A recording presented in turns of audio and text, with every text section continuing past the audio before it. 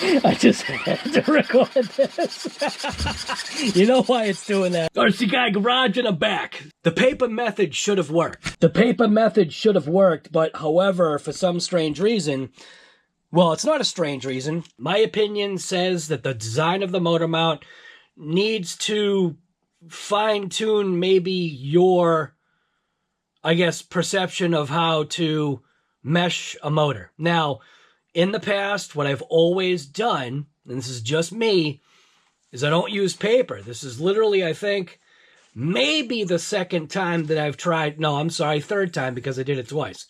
This might be the third time that I used the paper method. And one time it was just like to test it. Like I was like, what the hell is this paper method? I never used it before. So I was just like, all right, well, I'll try it. And it does work. However, with this style of motor mount, it does not work. You either have to increase the thickness of the paper, which there's nothing in the manual. There's nothing in this manual that talks about anything to do with doing mesh. And I mean, I'm only saying that kind of off the cuff because I actually haven't read the manual. I mean, I did kind of like go through it, but there's a couple of things on this part of part 4 that I want to address. Number one, I'm going to remesh once again the mesh. I see a flaw. I see a flaw in the design. I see a flaw in the fact that I tightened it. And here's the thing. Because it's aluminum, how hard do you tighten it?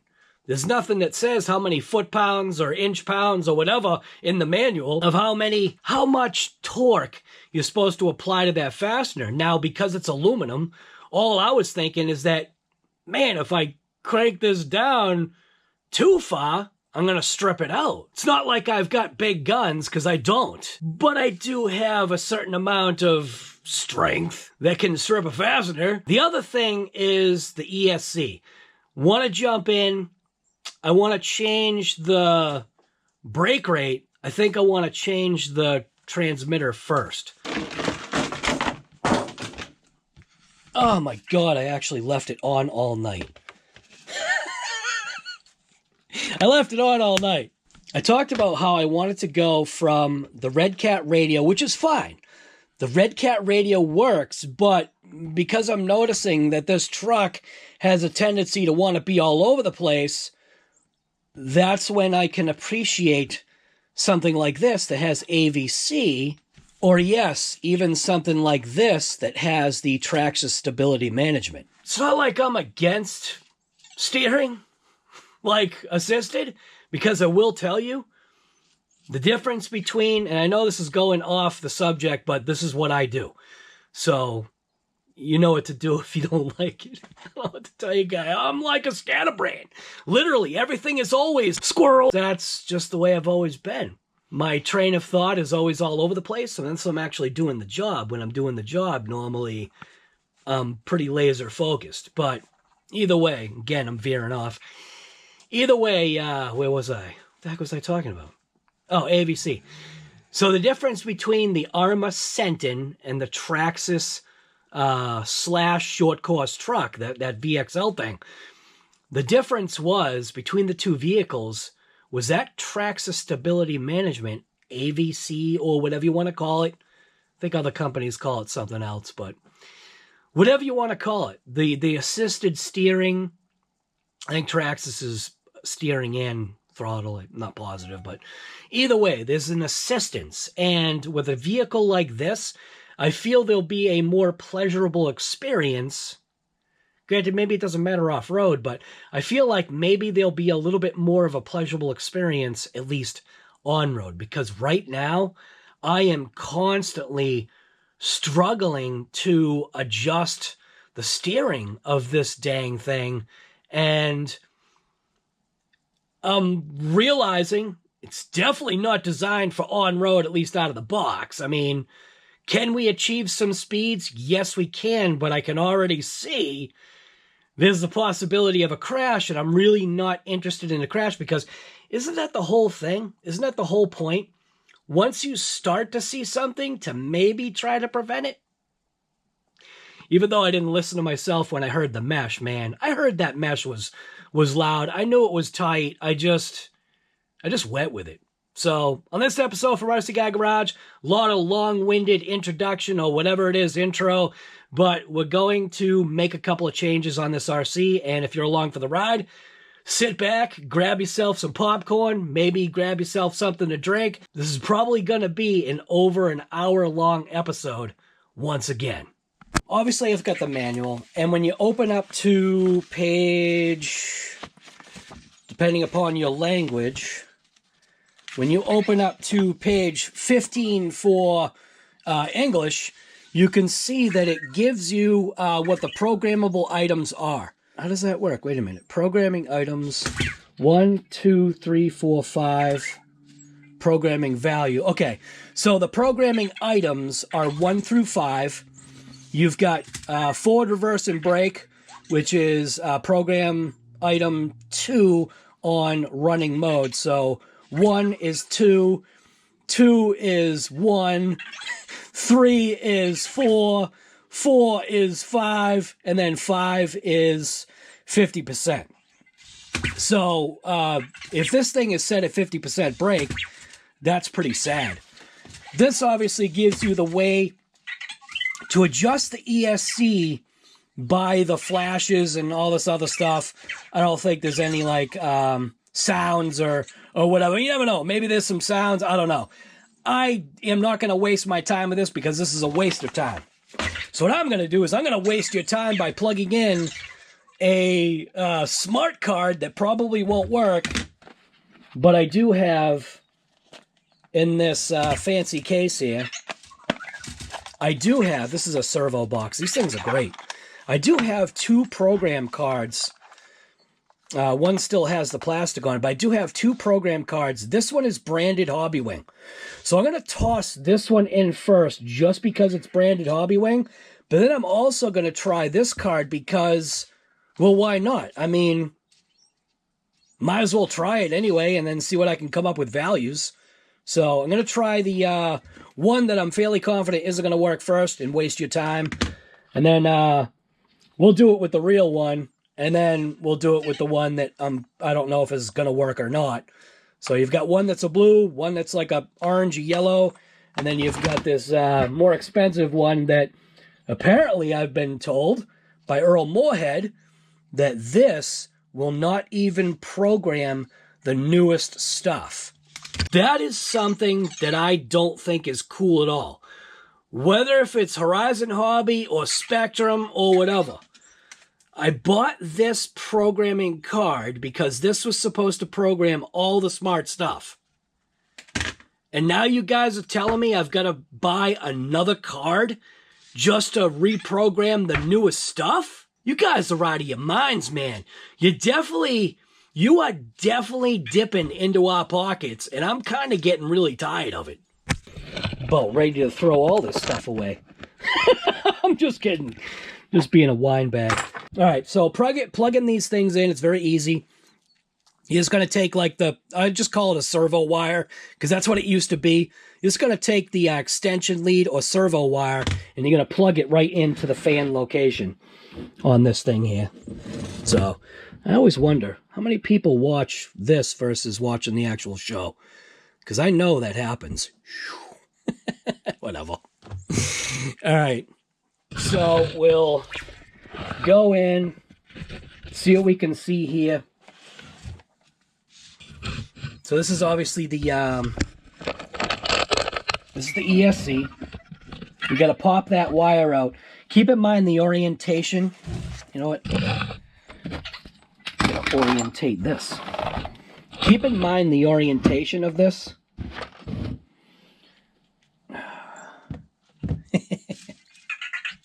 Keep in mind the orientation of the wire. So you've got the ground wire, or the negative wire, is facing inboard, at least on this, it's facing that way. So you want to make sure that when you do plug in the programmer, you want to make sure that you match that up. So we're going to pop that out, and I use needle nose to go ahead and do that. It just makes it easy because of sausage finger syndrome. Sausage fingers. So I'm going to go ahead and just pop that out. You also do want to make sure you actually have power going to it. So I'm going to go ahead and just plug it in.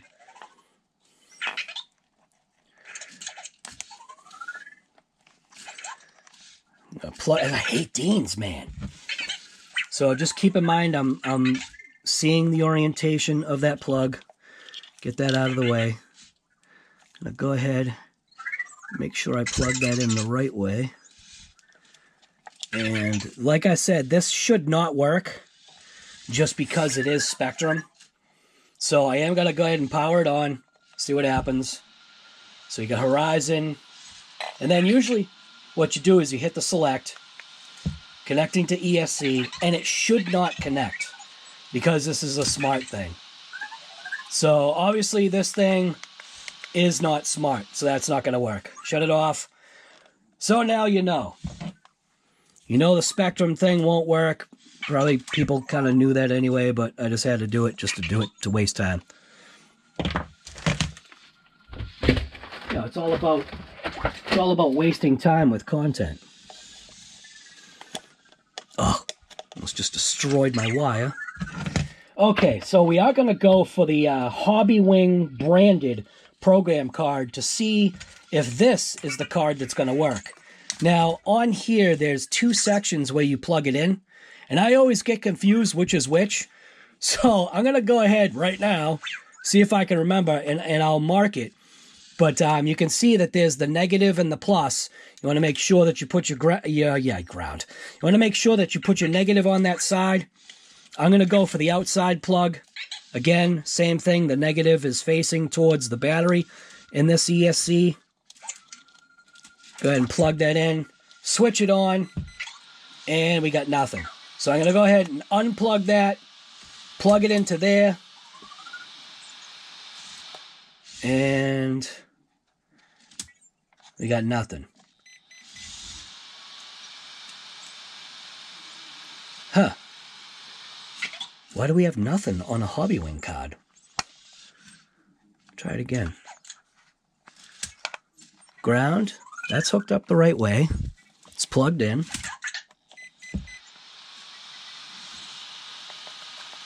So this Hobby Wing, this actual branded Hobby Wing card doesn't work. All right. That's kind of funny. I'm going to leave it on. I'm just going to take this GENERAC card. I got this from a Hobao. And look at that. So that connects. But I might have connected it to the wrong side. So now power it off. Turn it back on. I think I plugged it into the wrong one. So plug it into the outside one. See what we got. There we go. So, isn't that funny, man?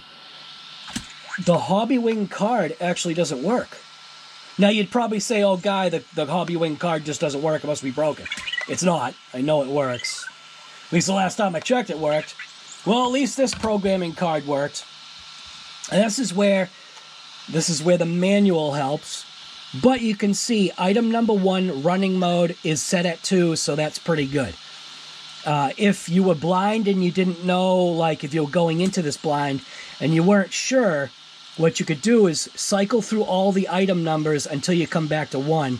That way you would see how many values are part of this ESC. So you got item 1, which is set at 2, and that is forward, reverse, and brake.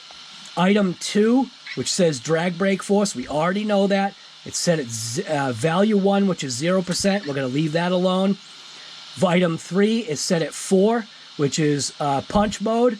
And that is item 4, which is level 5. And I remember seeing that in the manual. So it looks like everything is lining up. We've got item 4, which is start mode. Did I just click one over? Oh, no, wait a minute.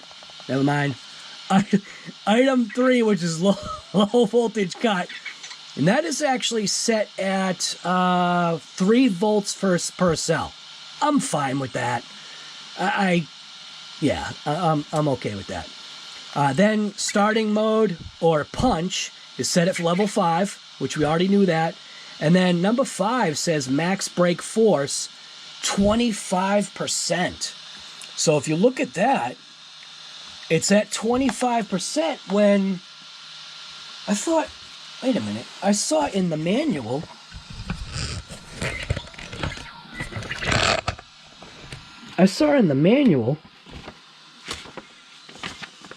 that max brake force is supposed to be 50%.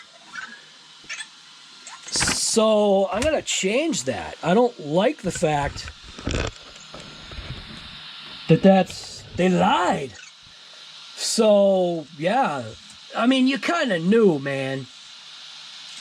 So I'm going to go ahead and change the value.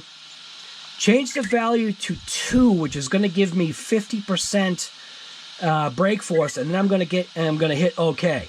What that does is that saves it. You have to remember to hit the OK. If you don't, and you cycle to something else, there's a possibility that you're going to lose that information. So we'll go to, that's it. So it is only 5 items, 2, 3, 4, 5 items that are available for programming on this ESC. So I'm going to go ahead and just hit OK again, just to make sure. 5 was 50% brake now, setting 2. So hopefully that is going to change that, and then I'll just shut it off. Here's a little bit of a discrepancy here. So in the actual manual, in the book says that the brake is set to 50%, but in the ESC pamphlet, it says that it's set to 25. Now, I do have this right here. This is definitely going to be, I assume, small enough to fit in. Let's get this out of here. I do assume this is going to be small enough to fit inside of this box. This is the, I get this radio link thing here. So this is my radio. The thing is, though, is that not everybody has this radio. And I'm thinking maybe I should just stick to trying to swap in this, because I think people can get this radio easier. I mean, this is like 80 bucks.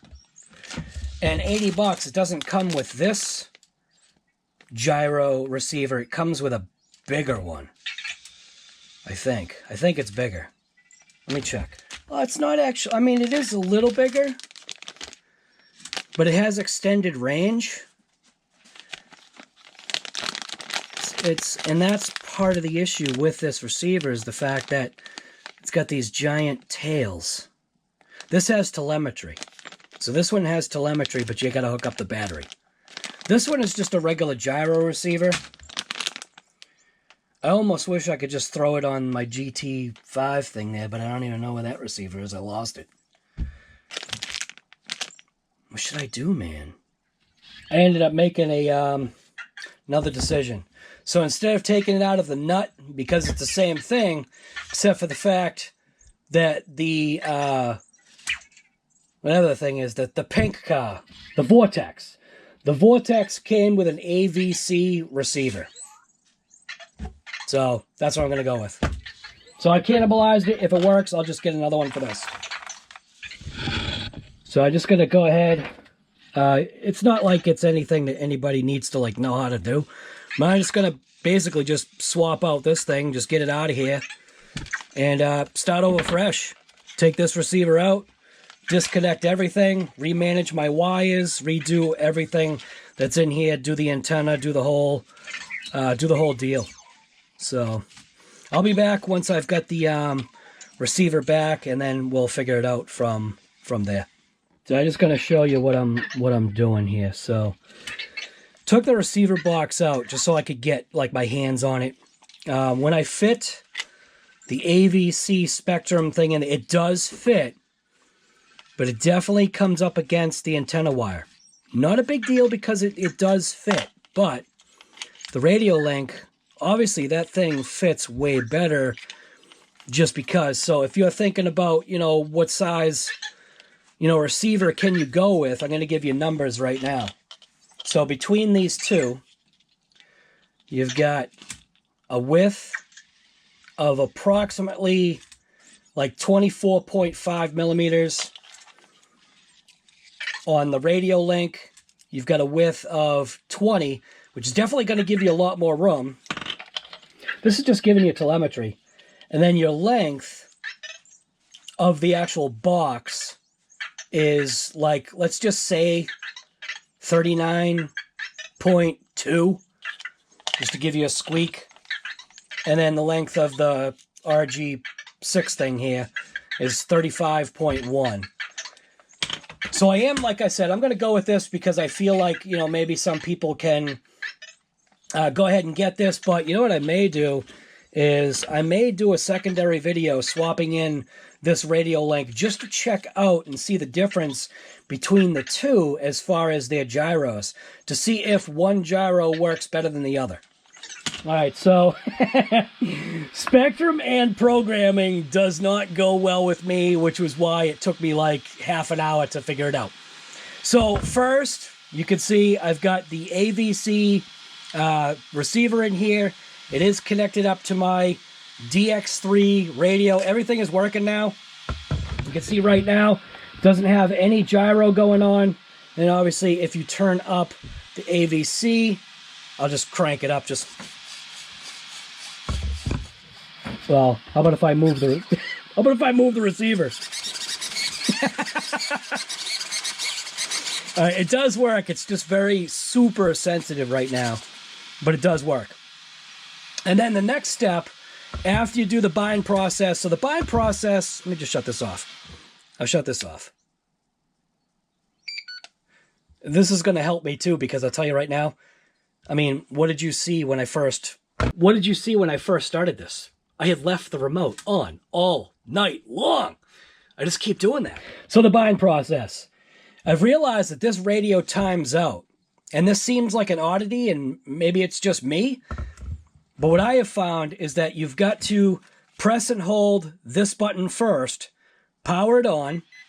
Maybe don't have the wheels on. You can see it's looking for its thing there. You can see it's flashing. Then you press and hold the bind button. Press the power button until it does its little thing. Watch. Okay, let go. And now it's bound. You can see the, well, maybe you couldn't see the light, but the light went from flashing to a solid. Now, you got that, and now the AVC is not working. Ah, crap. What did I do wrong now? Oh, okay. So now this is bound. Let's try this again. Now this is bound. Reshut it off. Press and hold the power, the set button on the thing here, the hobby wing on the switch. You can hear it's beeping, right? Because what it's doing is it's waiting for input. So what I first do, I think it was full throttle. No. So you can hear the hobby wing right now is waiting for input from the remote. So while it's in its neutral position, I'm going to press the button once, the little set button. That confirms neutral. Then I'm going to press full throttle. Okay, press it again. Come on. You serious?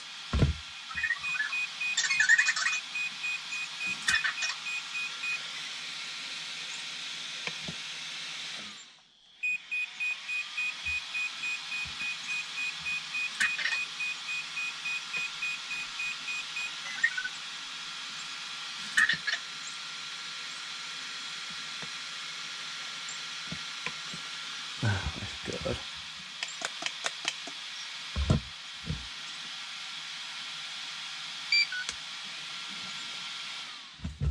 So turn off the remote, or turn off the remote, and I turned off the thing again.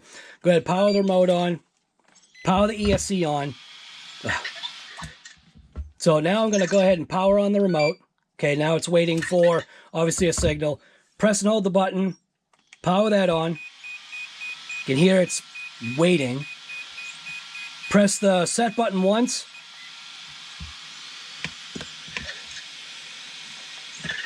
Nope.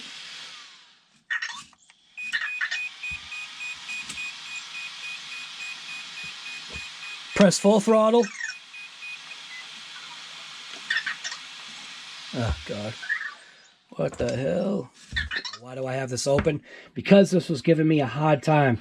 I was able to recalibrate and set everything so that it was mint, and then I went to go show you guys like how I did it, and then now it won't work again. This is the issues that I always have with electronics. I just had to record this. You know why it's doing that? Because the receiver's not mounted yet, but I just wanted to record the issues. Oh my goodness. I don't know, I got the AVC now turned off. So things I finally got it. I don't know why I can't show you guys how to do it. You can see I got full steering. I do have throttle. I don't know if it's full throttle because I don't know if it's reversed or what's going on. Yeah. I don't know, man. Just don't look at me for like programming. I'm only here to throw a gyro in. Oh, crap. See, I don't know if I'm getting full range.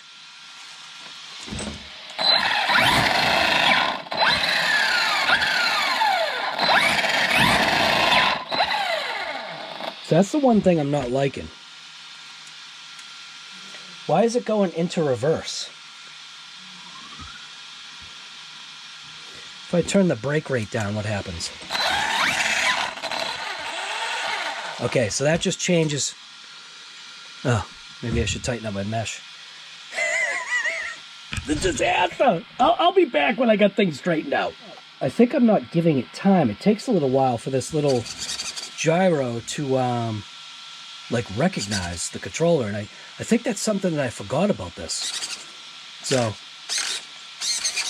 right now, so you can see it's doing its little freak out.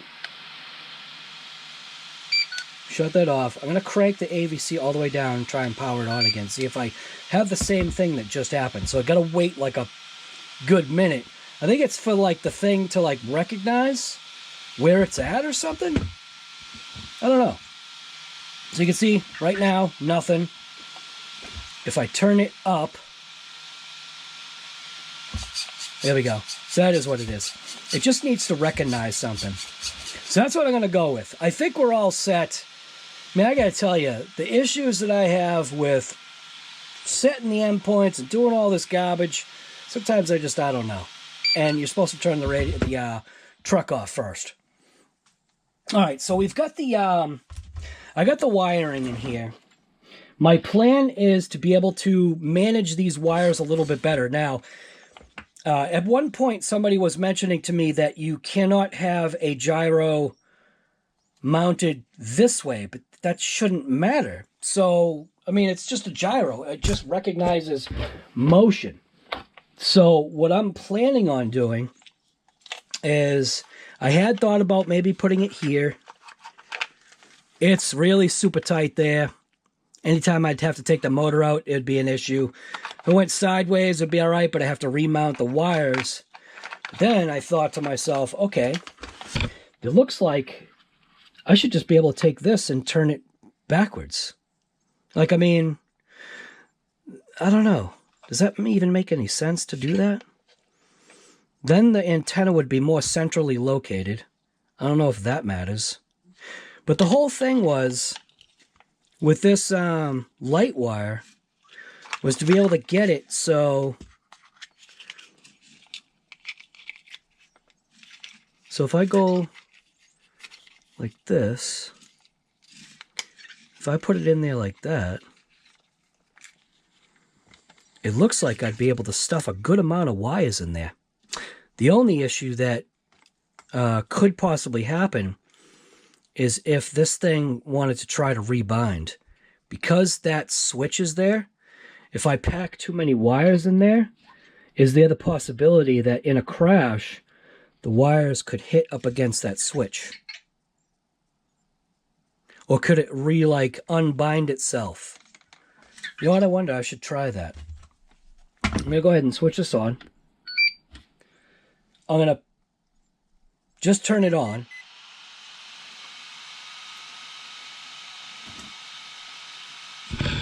right now it's not connecting. Why is it not connected now?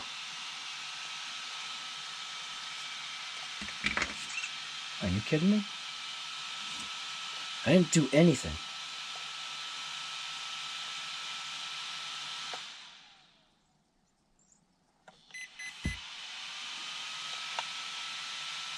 It's not connecting. Oh, wait a minute. Okay.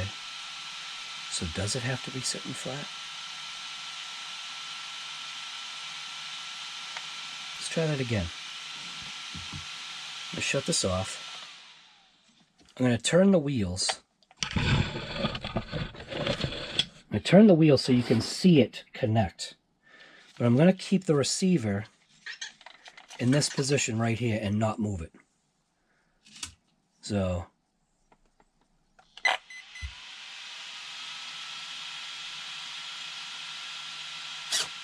okay. So I didn't move it and it's fine. So if I turn up the AVC takes a little while, I think. And I probably wasn't supposed to move that. Not doing anything.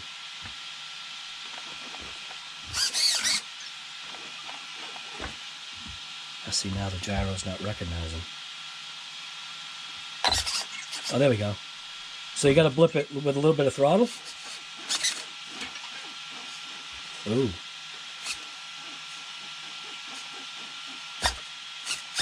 Oh, look at that. Ha ha ha. That was a lesson learned right there on this thing. It recognizes up and down movement as turning. That could have been disastrous. Man, somebody was telling me that, and I was like, man, it shouldn't matter, because in one of my other vehicles, it doesn't matter. But maybe with this type of gyro, maybe it does matter. I think. I don't know. I think with this one, it doesn't matter how you place it. All right, well, whatever. I tell you, this should have been alive. It would have been fun for people to laugh. I like making people laugh. I lose my screws. Oh, don't tell me I lost my mounting screws. All right, so I got my mounting screws here, so we're good there. I can go ahead and unplug this. Seems like it's working. I'll have to go into some other video of trying to see if I can rebind this debacle thing here. So, to be able to fit this, the whole intent was to be able to get better wire management, maybe have this receiver, I think you get what I'm talking about. I got a slot right there, which is for the antenna, and it's big enough that maybe if I slot this down a little bit further, can I get that to go that way? It can. So that's going to work out. All right, so I'll be back once I get all the wires managed. So another thing that was cool was Red Cat did give you, along with your little bind plug here, which is useless to me right now, it had the short antenna tube. I put a much longer receiver wire in there. Check it out. They gave you a secondary tube to go ahead and do exactly this. So now my wire is going to be protected.